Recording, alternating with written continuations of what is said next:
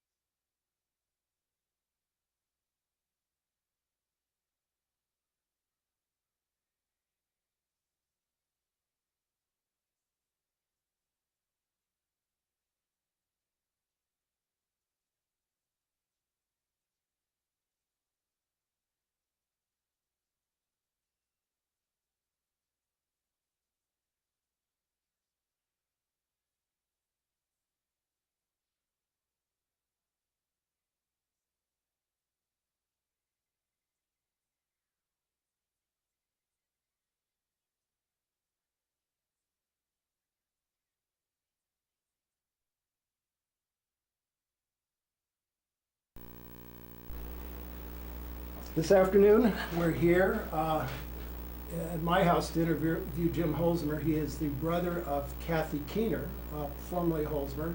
Both of these, the brother and sister grew up in the Silver Lake area and in the Los Feliz area and went to school here and so forth. We have the interview with Kathy in process. And now we want to speak with her brother Jim. And we're going to start out by first saying it's Tuesday, November 7th.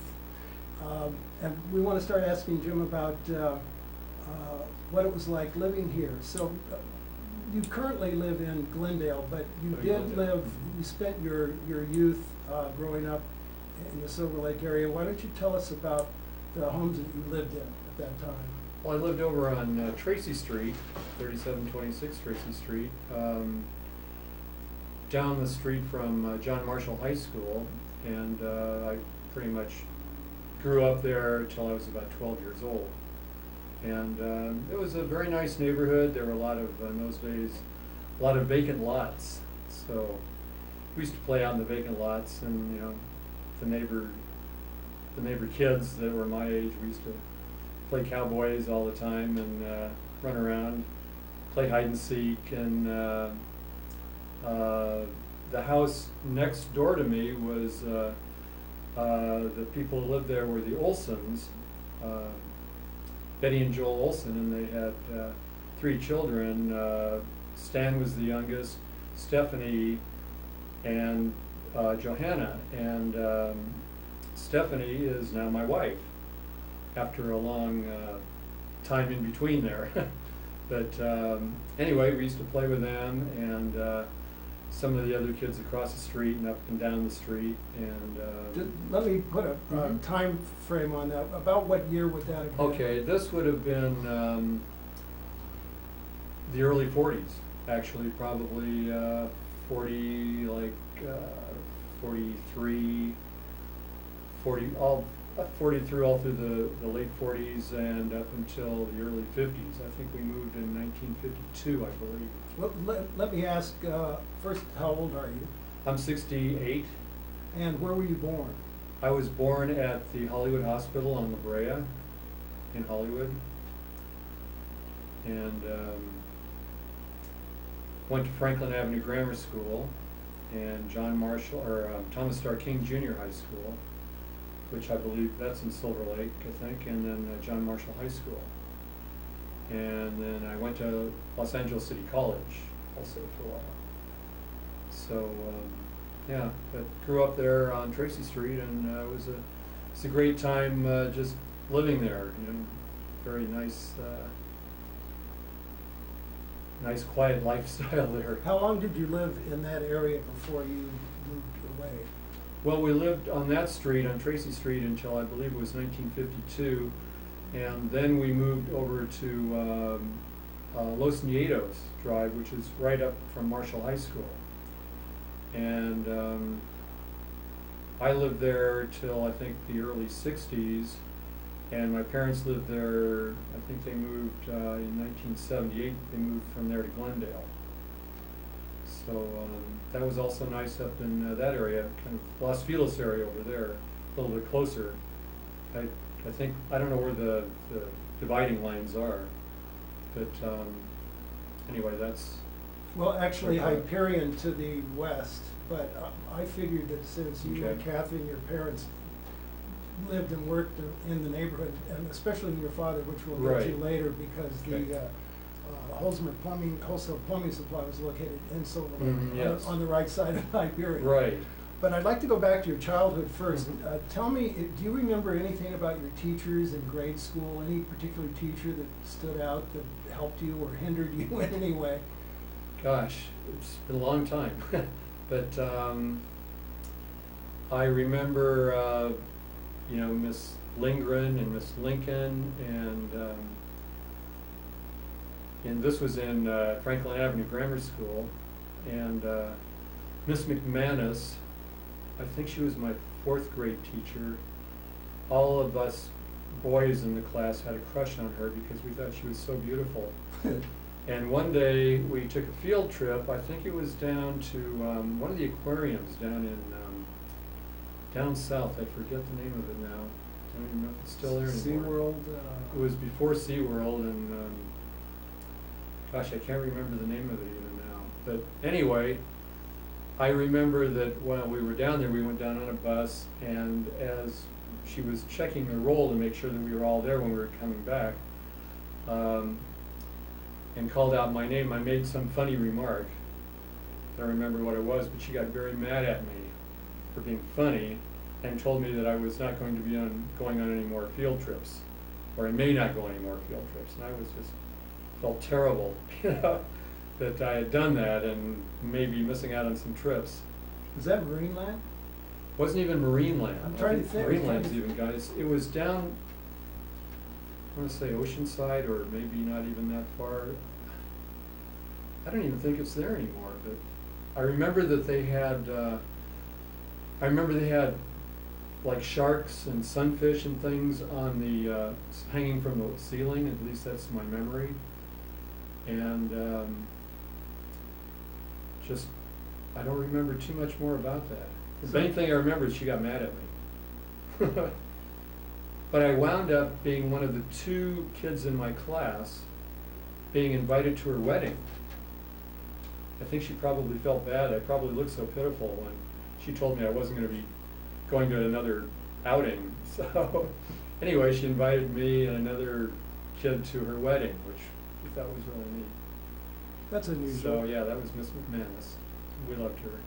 So when did you get into the drag racing around Silver Lake? Silver Lake? Oh gosh. I didn't do it myself. Of course not. Of course not. The guy who owns 2 Ferraris. but back in the 50s, I was kind of into hot rods. I still like hot rods, actually. I think they're pretty neat. But some of the guys that I knew used to race around. Actually, the kids that I knew didn't really drag race around on the streets. I mean, But I remember being in this place out in Hollywood where a fella came up with his, at that time, brand new '57 Pontiac with a big engine that you could buy with it, and another guy had a '58. I think actually they were both '58, a Pontiac and a Camaro. Not a Camaro, a Chevrolet anyway. Forget what they call that model now. Impala. That's what it was. And they were both pretty fast cars. I remember him going over to, it's probably about 10 o'clock at night, going over to Silver Lake and racing along down that strip down there. And I guess I just went over to watch him, and I was out standing on the side of the road. I think that's West Silver Lake Terrace. Is that what it is? Yeah. Okay, A that lot of long people were straight drag. drag racing along there, and they had to put in stop signs and Yeah, so forth. There was well, they didn't have those back then, I No, they guess. didn't. And I remember they went by me at like 100 miles an hour. And What about at Marshall? Kathy mentioned that there were a lot of hot rodders at Marshall too. yeah, a lot of kids had hot rods. I had probably the slowest hot rod at Marshall at that time. I had a 1948 Dodge with fluid drive, and I really wanted a faster car, but I wasn't able to get one at that time. So I remember I lowered it in the back, and I lowered it more in the front, so it was sitting on a rake, and I put these loud pipes on it and painted it goldenrod yellow, and thought that was pretty cool. And I drove that all through high school. That's called dressing up an old lady, That, right? that's right, that's right. But and a buddy of mine, Dennis Howland, had a 1950 Oldsmobile that he did about the same thing with that, and that was much faster than my car. So, but we had a lot of fun with our cars. Another friend had a '49 Chevy convertible that he had fixed up, and yeah, we used to have a lot of fun. How were your parents about all that, or did they know? Well, we weren't really doing anything bad with them, you know. I mean, other than that one race, that's really the only kind of race I really remember. That one Silver Lake there. But we just kind of cruised around and worked on our cars and kind of had fun, you know. But What other sports were you involved in? I actually, in school, I really wasn't in sports. I was kind of working after school down in my dad's store. Tell me about that. What age were you when you started that? Oh gosh, when I started working at a store, I was probably about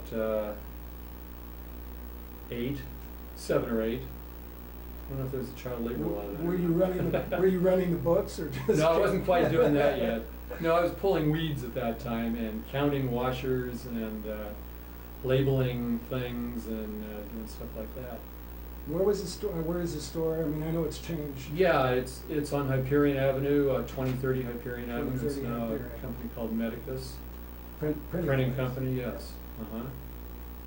And yeah, I worked down there for 25 years. Tell us what the store, your father's store, dealt with. Well, it was a wholesale plumbing supply, so it was kind of a specialty house actually. They didn't sell the full line of plumbing supplies, but we sold a lot of repair parts, valves, faucets, parts for faucets, some chemicals. We didn't really sell pipe, water heaters, things like that. It was more smaller things. But he had a good business for many years. For how many about? Do you remember when I know Yeah. that the business started out in the garage of your That's your right. family He started homes, out on his garage in Tracy Street. and then on moved Tracy to that Street. particular address and apparently bought the building. He bought Well, the building. he actually bought the property and then built that building. Ah, I didn't know First, that. yeah, he built the building. I think the first part he built, I believe, was 1946. And he built the first half, which is about 3,000 square feet, I think, and then the second half, the back part, he added on a couple of years later, about the same size. So yeah, he built that building there.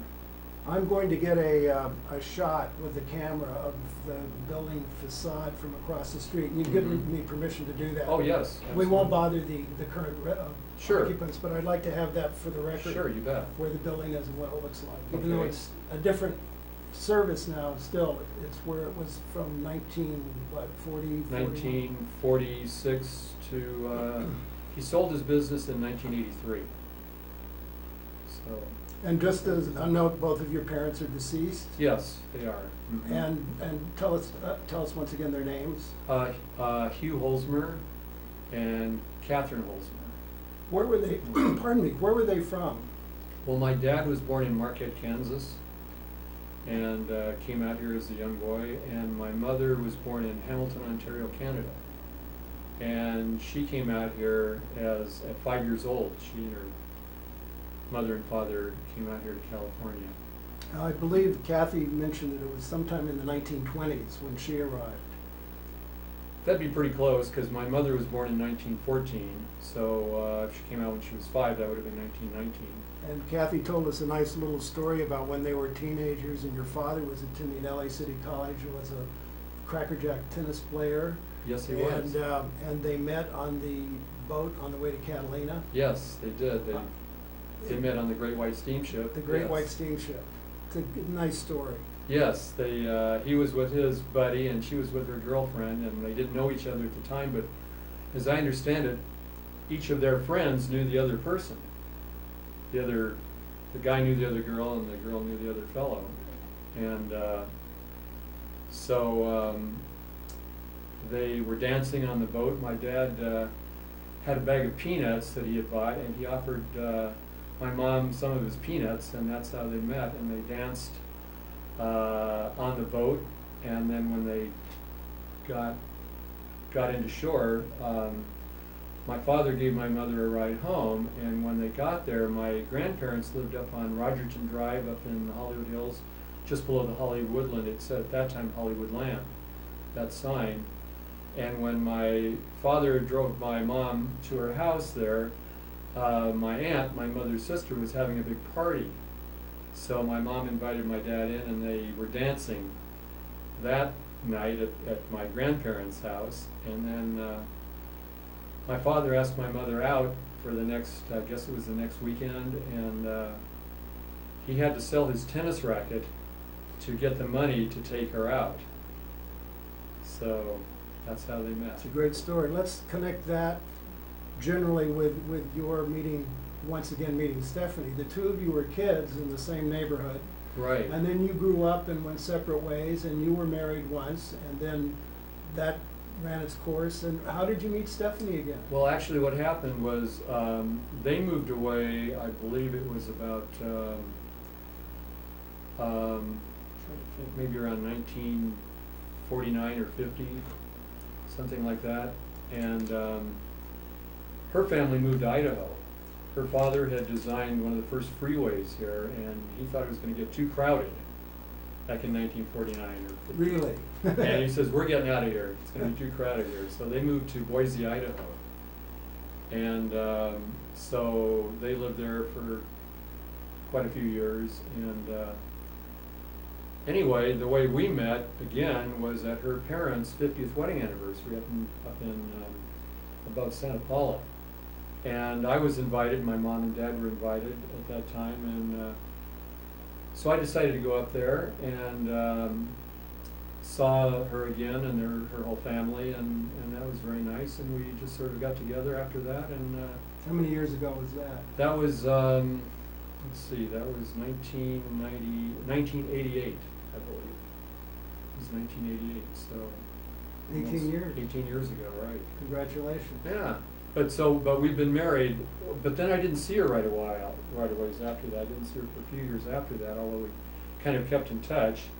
And then we got together, I think, in 1993, I think, and then we got married in 1995. Good. So we've been married for 11 years now.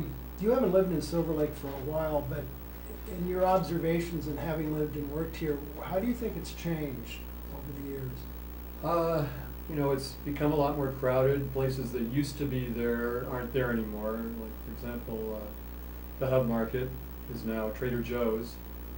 And when I lived on Tracy Street, my sister and I think maybe the Olsons too, we used to walk down to Camille's pet food store on Hyperion, It was right there on the corner of Hyperion and Evans. I think Zen is there now. And maybe Mr. Camille, I don't know if that was his name or not, but anyway, we would always go down there and buy a pound of horse meat for our cat Puff.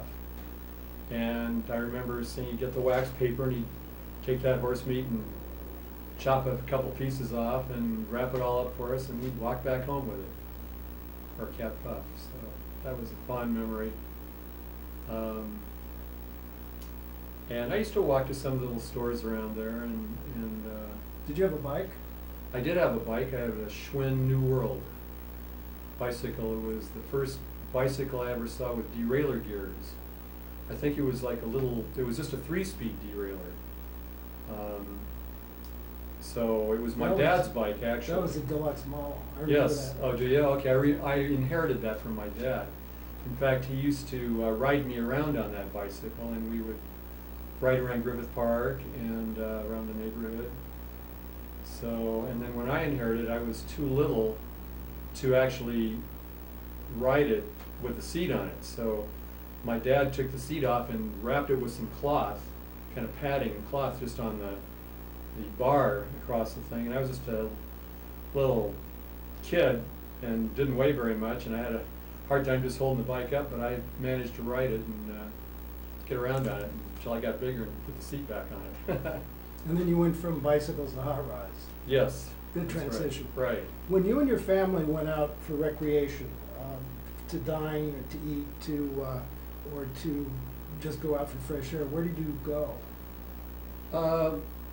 We used to drive around on Sundays. We would drive around looking at homes, I remember, and quite often we would drive out to the San Fernando Valley off Ventura Boulevard and look around there at homes and vacant lots. We actually wound up buying a vacant lot out on Laurel Canyon. It was a beautiful lot. I think it was 1/4 of an acre. It had oak trees and actually a river ran through it even. It was really beautiful. But then when we bought our house on Los Nietos, as I recall, they sold that lot. But we used to go to places we would go for dinner were Bob's Big Boy, which we can talk about later. As I get older, I used to frequent those places. But we would go to Bob's. We went to the TikTok Tea Room in Hollywood, which was one of my parents' favorite places, and we liked it too. Mr. and Mrs. Johnson, I think, owned it, and they were very nice people, and it was a really nice little restaurant. We also went to the Tam O'Shanter, which is still there, over on Los Feliz Boulevard. And there was another place out in the valley called Eaton's. I think they had chicken. Do you remember that? Sure. Do you? Okay. It's been. When I worked for my dad, one day a week I went to a certain area, different days of the week, different areas, and I remember going to Tommy's hamburger stand over there on was it Beverly and and Rampart. Rampart. Yeah, used to go there every Monday. And I remember waking up Monday morning thinking, today I get to go to Tommy's and having one of those double cheese everything burger, chili cheese everything burger, and they were great. Yeah, and they stayed with you all They stayed with you day. till the next week, in fact. That's true, they did. You wanted to. I remember, in fact, an interesting thing. One time I was there, and earlier that day I had been driving around calling on some accounts in Hollywood, and at that time I lived over on Lafayette Park Place, and which was right down from Tommy's. And I thought, okay, while I was driving around that day, I happened to see a billboard, and it said 2 great entertainers. Now who was the great entertainer? Fellow that played in The King and I. Yul Brynner? Yul Brynner and Louder's Scotch. Okay, I'm thinking, interesting, Yul Brynner. I haven't heard about him for a long time. I wonder what he's doing right now. I was thinking he was probably in Europe somewhere having lunch with some beautiful woman or something like that. So that was my thought, and then I forgot all about it. Well, later that evening, I decided to go over to Tommy's to get a hamburger, and the guy that's standing directly in front of me is a little short guy wearing all black and gold jewelry, gold necklaces. And look at this guy. He's trying to look like Yul Brynner. And I thought, I'd just been thinking about Yul Brynner today. And he was directly in front of me, and I looked at him real close and I think this is Yul Brynner. No. Yeah, this is Yul Brynner. And when he got up to order, which was right in front of me, he ordered, and you can't mistake his voice. So it was Yul Brynner, and he was going to the play. He was in the play, The King and I, down at the Music Center. Music Center, yes. And he did, he ate at Tommy's, double cheese chili double burger. cheese chili burger, And and then went on to play the role of the King of and I that Siam. evening. And I kind of feel sorry for the actress pulling the opposite. That's right. Because those double chili They were pretty cheeseburgers potent, were weren't pumping. they? Yeah, they were. Lots of fresh chopped onions. Yes, right. So, tell us about where you shop, where your parents shop for clothes and.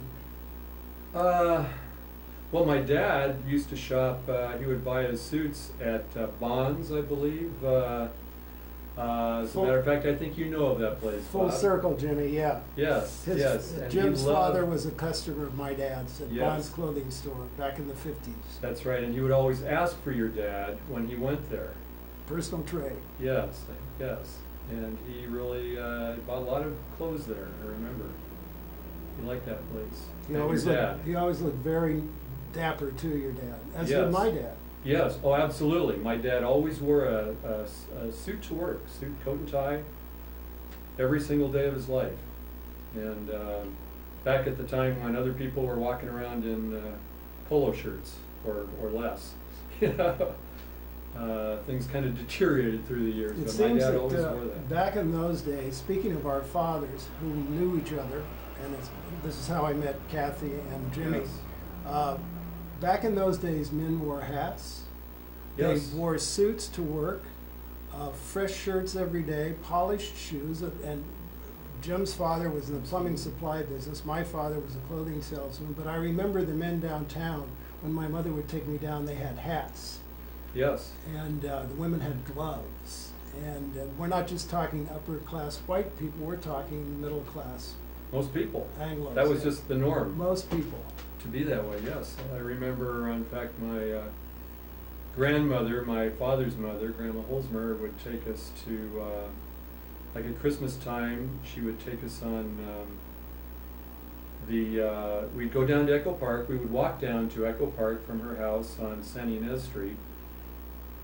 And we would get on the streetcar that would take us into the subway, went underground, and when you came out, you were downtown. Go from Echo Park to downtown. That tunnel's still there. Yes, the tunnel's still there, that's right.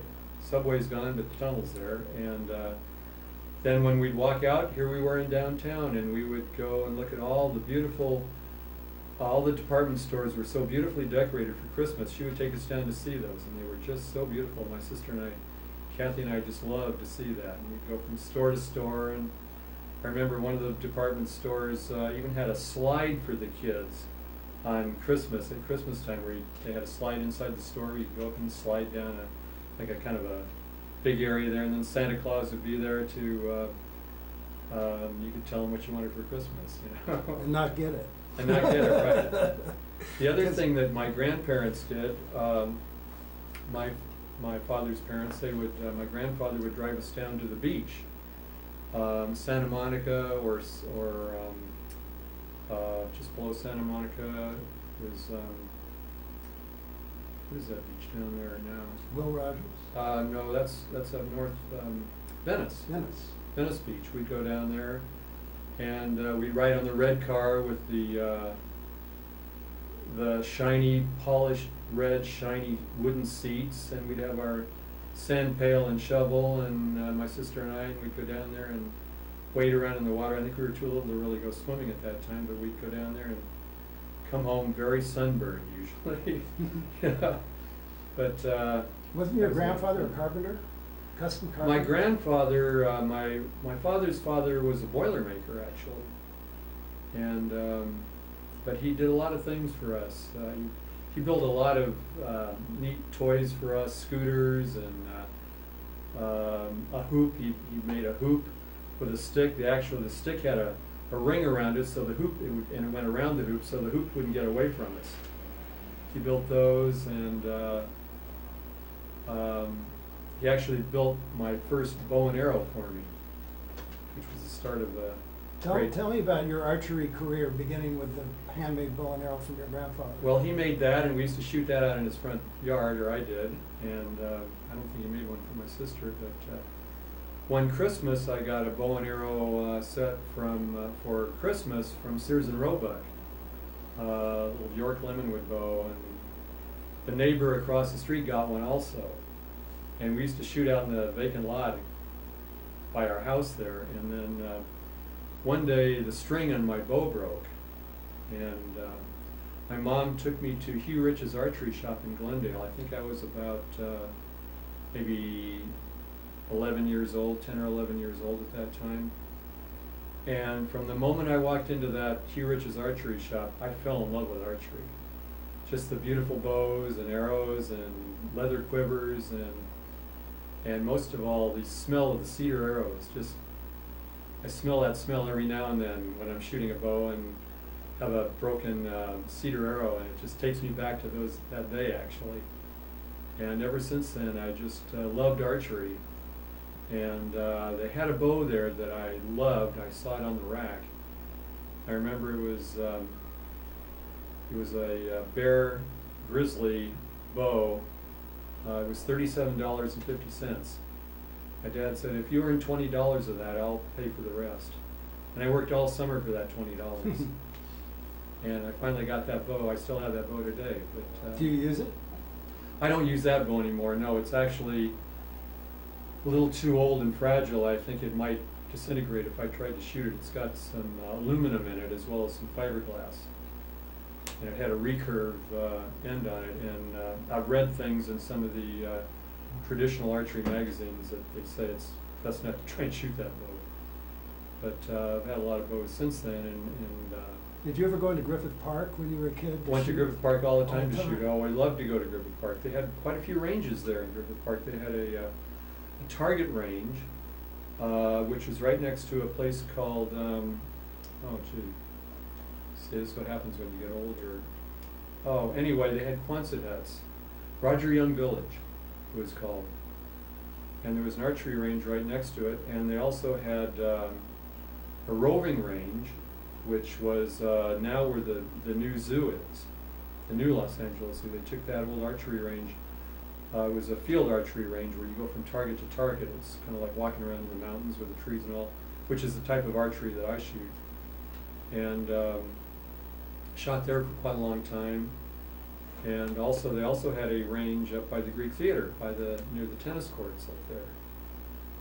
And I believe they had one or two other ranges through the years. But Didn't you mention that one of you and your pals, when you were younger, used to shoot around in the Silver Lake neighborhood? Yes. As I was driving over today, in fact, I was remembering on Silver Lake Boulevard, just up from Bellevue, a friend of mine had a house here, and he had a long driveway going up to his garage. And I used to go over to his house, and we would shoot from the street into his garage, which was probably about 50 yards. And we would practice shooting into his garage there. I'm sure you couldn't do that today. This was back in the early 60s that we did that. Don Cavallero was his name. I think he went on to become national champion, as a matter of fact. Terrific. Yeah.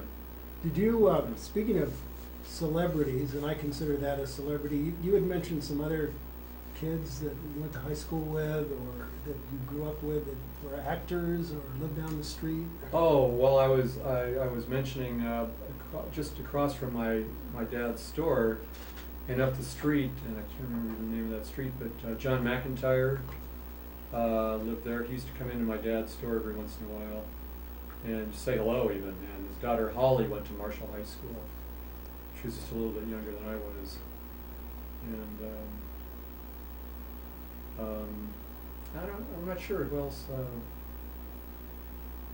There was an actor who lived around there.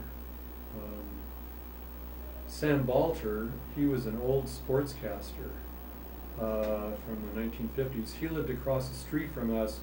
That was when we lived on Los Nietos. And I used to see him every weekend going up to Vermont Canyon to play tennis. So I play a lot of tennis now. I like tennis. So did your dad, right? Yes, my dad, he won All City at what is now LA City College. I think it was, it had a different name back then, actually. Like, I don't know if it was UCLA or might even have called it UCLA. It wasn't UCLA as we know it now, but yeah, in fact, I have a tennis ball that he gave me, or I got, that his friend signed when he was on the team. When they won the championship, I think the score was something like 5-3 or 6-4, 8-6, and something like 18-16 for a 3-set match. They didn't have didn't have tiebreakers back then.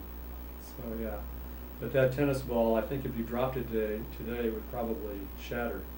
It's pretty old, but it's neat. Jim, one more question, and of course you're welcome to bring up any other subject you'd like to talk about, but I think we've pretty well covered everything. But the last question I have is, what famous landmarks do you recall or do you cherish here in the Silver Lake area? One of the places I remember, which was the Haven of Rest. Do you remember that? Anyway, it was just off of Tracy Street on Hyperion. It was a radio station.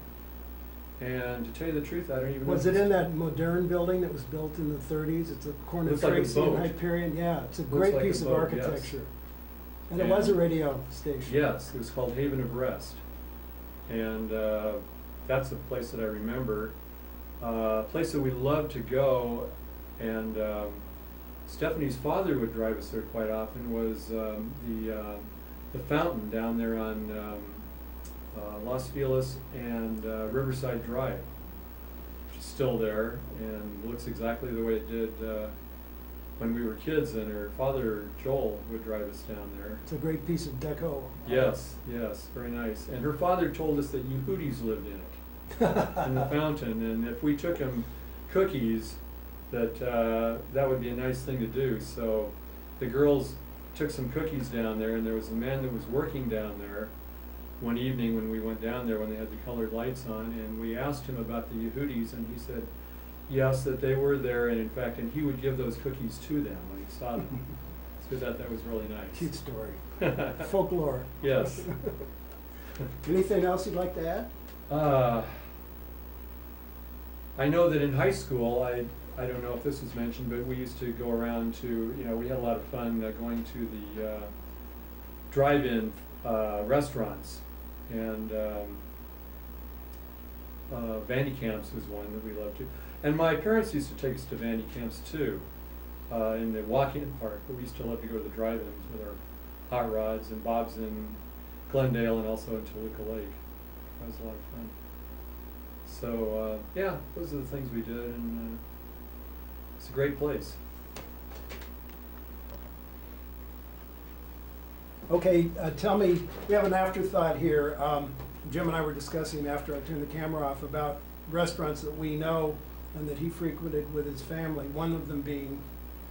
We used to go to Vandy Kamps drive-in restaurant, and also my parents would take us to the walk-in Vandy Kamps. We used to go to Bob's in Glendale and also Toluca Lake, and also the Smokehouse in Toluca Lake. Turned out, I didn't realize this till many years later because he never mentioned it, but Don McAllister, a fellow that I went all through school with, from grammar school all through high school, his father designed all the Bob's Big Boy drive-ins and also the Smokehouse restaurant in Toluca Lake. So I thought that was very interesting that he did that, and we didn't even know that back in those days. Okay, we keep coming up with more interesting bits of information. Now we're finding out about Jim and Kathy's mother and who she dated, and Jim brought up an interesting fellow that Kathy mentioned, but I didn't know this relationship. Well, the only person really that I can remember that my mom mentioned that she dated other than my father was Bob Wyan, who built the Bob's Big Boys back when they were teenagers, and she said he was a real nice guy, and he just started with a little shop there, a little I don't know, 5-stool stand, I think, on Colorado Boulevard, and went from there. But they used to go out in groups, she and Bob Wyan and a lot of their friends, and just did a lot of things together. I think it's important to note for this recording and for the historical archives that Bob's Big Boy was the place to go on Yes, a it Friday was. and Saturday night if you were a teenager. Absolutely. A lot of us went to the one in Burbank and Toluca Lake, and the original in Glendale was also very popular, but I don't think there is anyone who grew up in this neighborhood and extended neighborhoods, because kids came from all over to show off their cars, to eat in the drive-in, just to drive through the alleyway and back around front. It was a continuous parade of boys and girls and chit-chat and gossip and trays moving, and it was the experience of growing up in this part of Southern California. Absolutely right. Yep. It's a historical importance, whether you're from Silver Lake or Hollywood or New York. Tell Well, the story. actually, another place that we used to, in the 60s, we used to go was, we used to cruise Hollywood Boulevard. I had a 58 Corvette at the time. And when you, if you had a Corvette back then, if you saw somebody else, another guy with a Corvette, then you would immediately pull over, both of you, and talk. And we had quite a few guys, met quite a few guys that had them there at one time back in the early 60s. And because of that, we would get together every Friday night, and we would actually cruise Hollywood Boulevard back then when you could do that. You can't do that anymore. But in fact, we used to pick up girls on Hollywood Boulevard practically every Friday night, you know. And I remember one time I was driving down in my Corvette, and there was a whole group of girls I was in the left lane, there was a group of girls in the right lane, and there was a group of guys in the car in front of me that was trying to pick up these girls in the car. But once the guys got ahead of them, I pulled alongside of them, and I said, you don't want to go out with those guys. He said, we don't? I said, no. You want to go out with me and my friends? He said, we do? I said, yeah. So I said, follow me. So they did, and we went over to Tiny Naylor's restaurant at the corner of Sunset and La Brea, and I realized that I had way too many girls. And so I called my friend who lived in Atwater and told him that he had to get out to Hollywood very quickly because of all these girls. I didn't know what to do with them all. So he set the land speed record from Atwater to Hollywood, and met one of the girls and actually married her. Ended up marrying her, and they have 2 children. So What about the drag down that's one Hollywood story. Boulevard that you told Yes, about? that was the story I was going to get to too. Oh, okay. One time I was, I had a '57 Ford with a Thunderbird engine. This was before the Corvette, and I kind of hopped it up with 3 carburetors, and I'd come to, I was going west on Hollywood Boulevard at La Brea, and I looked alongside of me, I'm at the signal, alongside of me is Ricky Nelson. And he had a new, I believe it was I think it was a Plymouth Fury that he had. And we kind of looked at each other, and the light turned green, and we just sort of both took off down, heading west down Hollywood Boulevard for, probably only about a half a block, and we realized we were probably both going a little faster than we wanted to be going, so we shut down, but that was kind of fun. Ricky Nelson was a great guy. I always liked him, like him today. Great music. Fun story. Okay, go. I was with a buddy of mine, this is, I believe it was 1963, and I was in a friend of mine's Corvette. We were driving down Hollywood Boulevard, heading towards the Sunset Strip, and we drove by this little hot dog stand called the Sunset Grill. It's still there, but it's changed now. And I recognized the car parked in front of it immediately. It was a Jaguar XKSS, which is the street version of the D Jaguar racing cars. and I knew who owned it. It was owned by Steve McQueen. And sitting in the little stool there was Steve McQueen having a hot dog. So my buddy and I immediately pulled over, and we spent about 45 minutes talking to Steve McQueen. He was really, really a lot of fun to talk to. Really neat guy. He had just made the movie The Great Escape. So I guess he'd been over in England quite a while filming, and so everything was bloody this, bloody fast, bloody. I guess he picked up that from being over there. And while we were talking to him, a few little kids came up on their little Stingray bicycles and asked Mr. Josh Randall if he would sign their autograph, or sign an autograph for them. Josh Randall was a character that Steve McQueen played in, I believe it was called Wanted Dead or Alive, television series. So anyway, he signed some paper for them. And as I say, we talked to him for about 45 minutes, and just really interesting, mostly about cars. He loved race cars, and a funny thing about that, 1 week later, I was in my Corvette driving out to my girlfriend's house, who lived out in Santa Monica, and I was going down Sunset Boulevard, and he was standing in front of a flower shop on Sunset Boulevard, and I honked, and he looked over and waved. I waved back and went on my way, but I don't know if he remembered it was me or not, probably not. But about 2 weeks after that, I was on Sunset Boulevard at Barrington. And he was in the gas station there with his Jaguar at Sunset and Barrington. And that's the last time I ever saw him. So that was interesting. Also, another little interesting thing was a girl I used to date worked for a professional photographer, and he knew a lot of show business people, and he would have parties at his house. He lived in Pacific Palisades in Rivas Canyon, and she would be invited to his parties, and so I got to go to his parties, and he would have a lot of interesting people there.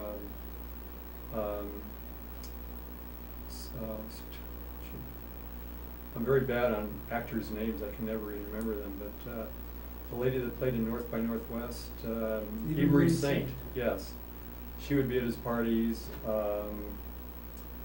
Robert Culp and his wife would be at his party. France Nguyen at that time, I think, was his wife. And his parties were a lot of fun. I remember going to one of them. It was a St. Patrick's Day party, and you had to down a shot of Tullamore Dew for his St. Patrick's Day party before you could get into the main party.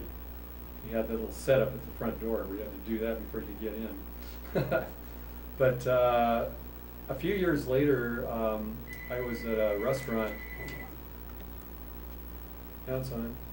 It's recording. Oh, okay. I was just going to mention that kind of a funny thing happened a few years later. I happened to be in a restaurant with some customers of mine in Beverly Hills called Offong's Restaurant. You had to go downstairs to get into it.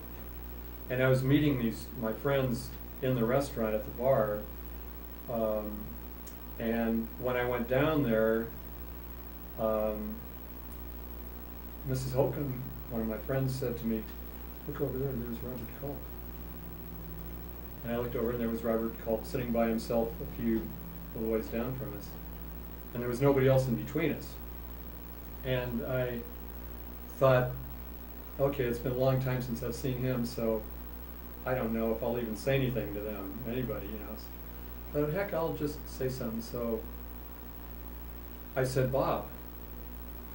And he didn't look over, and I don't think he heard me.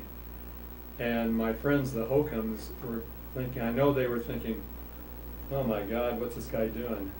Embarrassing us," you know? And, because they'd just sort of like, "Don't look now, but there's Robert Culp over there."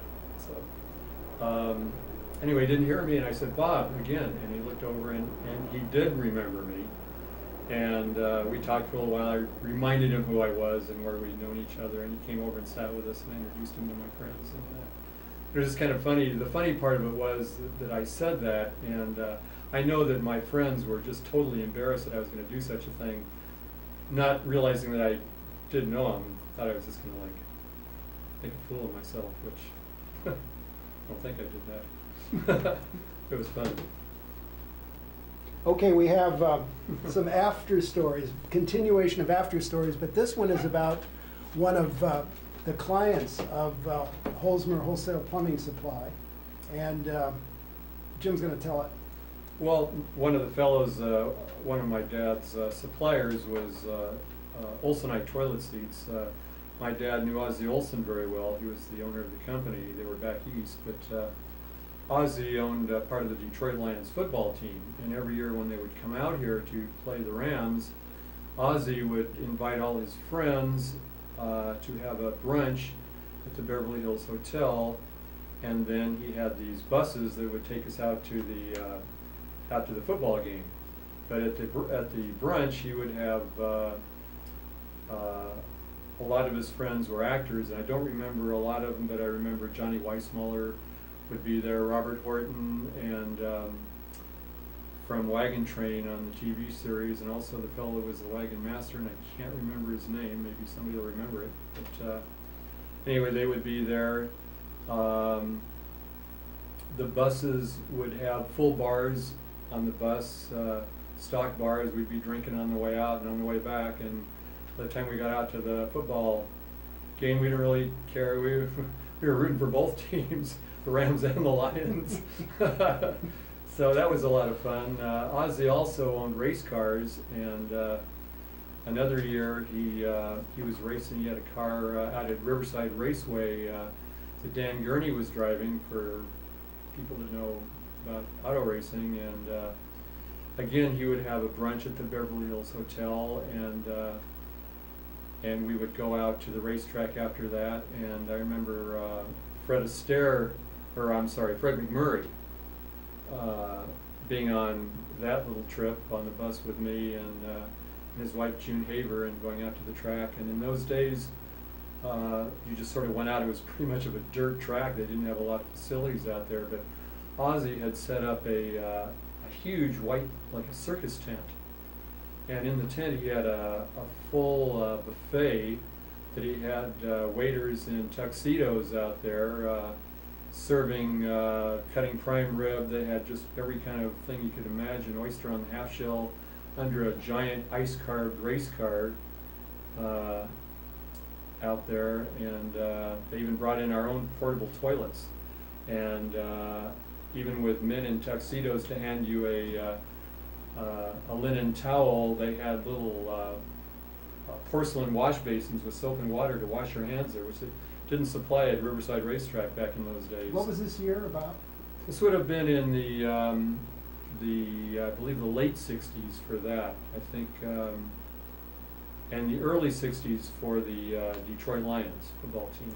What I think is This is interesting, through the years. and why all this is pertinent to growing up in this neighborhood, whether it's Silver Lake or Los Feliz, the immediate Outwater, the immediate neighborhood, is that whether you went to John Marshall High School, some of us went to Hollywood High School, a few went to Glendale High School, we were exposed to the children, we were friendly with or were aware of the children of more famous people, actors, directors, and so Mhm. forth. It was part of the experience of growing up here. And we sort of took it for granted. Even though we might have been a little starstruck at the time, it passed quickly. Hollywood Boulevard being a hangout for kids from anywhere near here. Back in the 50s, 60s, and 70s, the restaurants like Bob's Big Boy is still a popular hangout with kids with cars. And it was one of the unique things that we had living here, being around that and all the time. So I think it's worth including these stories. It's kind of fun, and I even remember one time I was at my dad's store, and some fellow came in. He just moved here from far away, and I told him that I lived around Hollywood, and he, oh, do you know so-and-so, the movie star, you know? No, no, I don't. We didn't know all the movie stars, but they were around, and you did meet him now and then. It was a lot of fun. Yeah, it was.